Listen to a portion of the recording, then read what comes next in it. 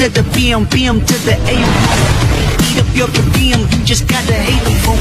If I quit this season. Udah tertulis pun di dalam buku ya, ini COVID-19 ataupun virus ya, ibaratnya penyakit. Kembali lagi di diri kita masing-masing, gimana cara kita menangani sebuah penyakit. Sebagian pemerintah terasa nyaman, wah ini lahan bisnis saya ini, jadi ini mengalir terus nih duit ya, ataupun uang, ini kesempatan saya. Jadilah mereka membuat segala cara ya.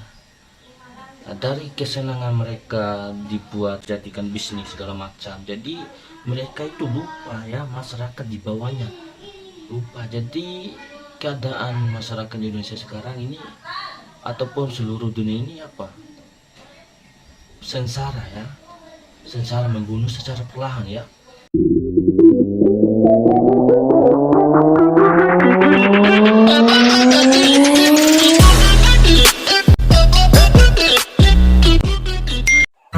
Assalamualaikum warahmatullahi wabarakatuh. Halo guys, sebelum lanjut di video perdana aku Lasmana, agar semakin berkembang channel aku Lasmana, segera tekan like, komen, dan subscribe, dan aktifkan loncengnya biar tahu video selanjutnya dari channel aku Lasmana.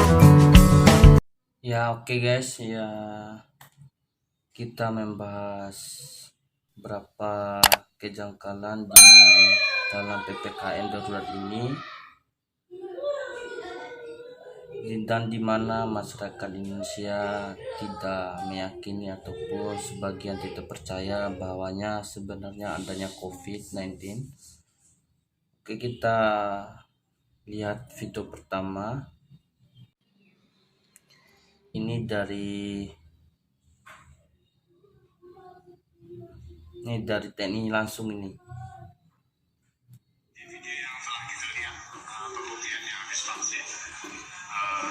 Nah, kita lihat.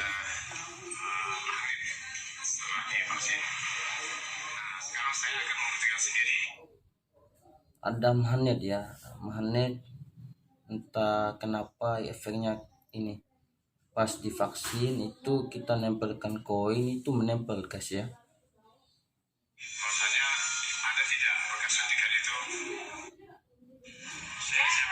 Nah ini koinnya.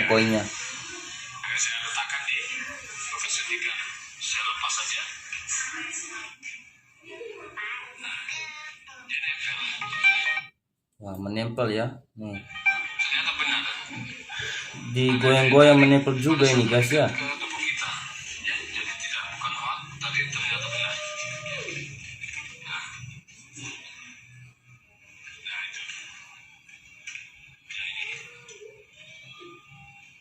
Ya itu real ya, real, tidak ada naruh lem segala macam, ini real ya. Yang kedua ya guys ya. Ya, pria memilih dikurung ya pas di denda ya. Nih.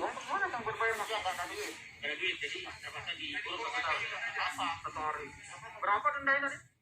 100.000. Pelanggarannya apa? Dia memilih dikurung ya guys daripada mengeluarkan 100.000. Entah kenapa ini pemikiran seorang bapak ini memilih untuk dikurung. Nggak pakai masker. Nggak keberatan kita dikurung 1 hari kita. Nggak keberatan kan? Nggak ada duit. Ya udah kalau nggak ada uang kan. Sangat pilu sekali guys ya, ini dipilih untuk dikurung 1 hari daripada mengeluarkan uang 100.000 ya. Entah kenapa pemikiran seorang bapak ini, disuruh hubungi keluarga pun gak mau dia.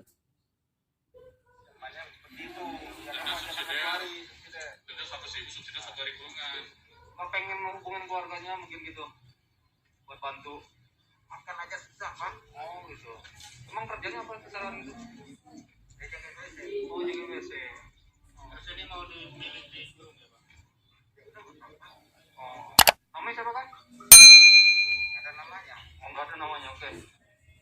Memang susah ya guys ya, apalagi saat pandemi kayak gini, apalagi PPKM lockdown terus, susah untuk nyari kerja, apalagi bagi-bagi pengusaha kecil pun susah ya, ditutup semua. Untuk pelanggan yang biasa membeli di tempatnya itu susah karena kita lockdown terus, PPKM terus. Jadi waktunya untuk melayani pelanggannya itu dibatasi semua. Karena kenapa, kita ini melakukan dan menerima apa adanya mengenai PPKM. Oke, kita lanjut guys ya, yang ketiga nih. Ini sangat lucu ya guys ya. Ini lucu sekali nih. Mana nih? Pihak Pol PP-nya kemarin ada videonya, itu cek aja di TikTok itu ya, udah viral. Cuma saya screenshot aja kemarin, mengenai Pol PP menyuruh untuk dari pihak bengkelnya ini. Nah, ini coba kita baca ini. Pemerintah menghimbau bengkel tidak boleh melayani kecuali online.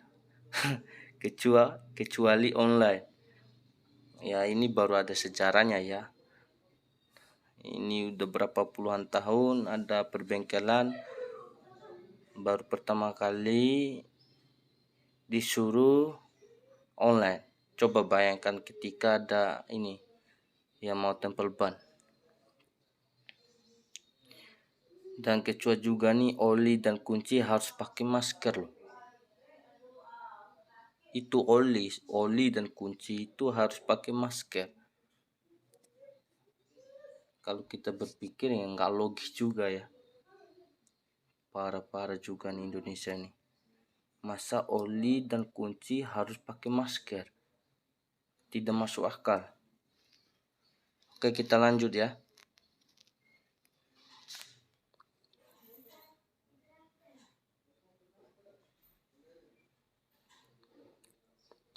Nah, ini seorang pemuda ya, membuka keluhannya dan menyambung lidah dan sekaligus mendukung suara rakyat. Ya, ini sangat masuk akal juga ya. Pidato pun ini sangat betul-betul masuk akal. Oke, kita lihat ini ya. Terus selanjutnya yang keempat, yang sudah positif dalam kurung OTG ini dikarantina, tempatnya lihat sendiri. Apakah layak tempat kayak gitu?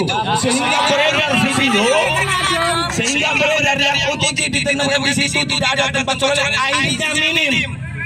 Bagaimana? Dan di dalam tidak ada satgas yang menjaga jarak mereka. Betul ya. Ada beberapa juga pihak rumah sakitnya ataupun karyawan RS tersebut kadang juga mereka membuat hal yang aneh ya. Di saat pandemi kayak gini mereka membuat hal yang aneh, entah kerumunan ataupun segala macam. Ini untuk perkataan pemuda ini benar ya guys ya, bagi pribadi saya. Kalau bagi kalian nggak tahu juga. Tapi menurut pribadi saya ini, untuk bapak ini perkataannya benar ya. Ini kita lanjut ya. Kalau berbicara kerumunan, ini sudah banyak yang kerumunan. Eksistensi pemerintah, ayo sadarkan diri dengan seluruh rakyat. Banyak mal di Surabaya belum ditutup Pak, kerumunan. Banyak hiburan belum tutup, kerumunan. Banyak pasar-pasar belum tutup, kerumunan. Hanya warga Madura seperti itu.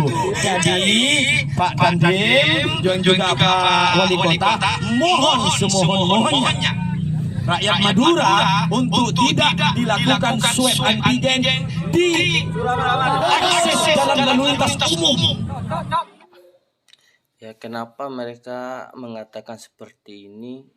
Karena mereka menurut kepribadiannya sangat merugikan ya. tidak ada keadilan sama sekali.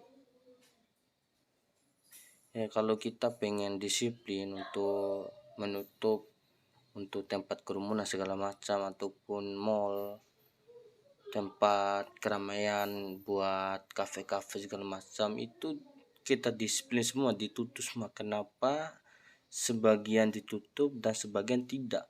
Nah, mereka di situ pemikirannya itu tidak ada keadilan sama sekali. Ya, sekarang yang dibuka sebagian ini mall dan tempat Indomaret segala macam, itu mereka merasa dirugikan, sedangkan yang usaha kecil pun dilarang ya. Itu bagi mereka tidak masuk akal juga. Tidak ada yang namanya keadilan sama sekali. Oke, kita lanjut ya. Kalau di akses jalan lalu lintas umum, satu, melanggar aturan lalu lintas. Ya, ini mengenai juga melanggar lalu lintas ya. Di saat juga untuk mau divaksin, ada pun kegiatan untuk divaksin itu di tengah jalan. Ya, kalau untuk mengenai hukum itu dilarang sekali ya. Tidak bisa sama sekali. Karena kenapa? Itu mengganggu aktivitas pengendara ya, maupun roda 2, 3, dan 4. Itu jadi penghalang buat kendaraan ya, jadi pengendara. Oke, kita lanjut ya. Perlu dikaji itu. Gak boleh di tengah jalan dihadang lalu dimasukkan lalu disuai. Mana aturannya ini?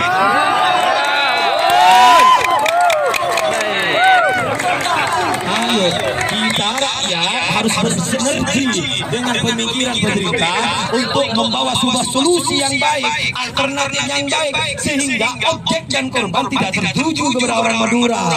Intinya begitu.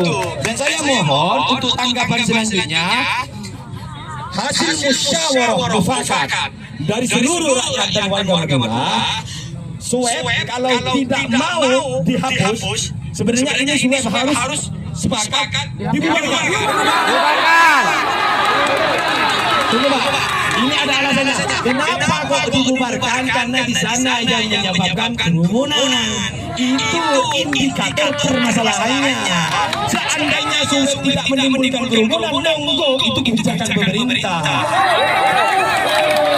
Terus yang kedua, yang terakhir Pak, kalau ini tidak boleh digeser, apa alasan pemerintah?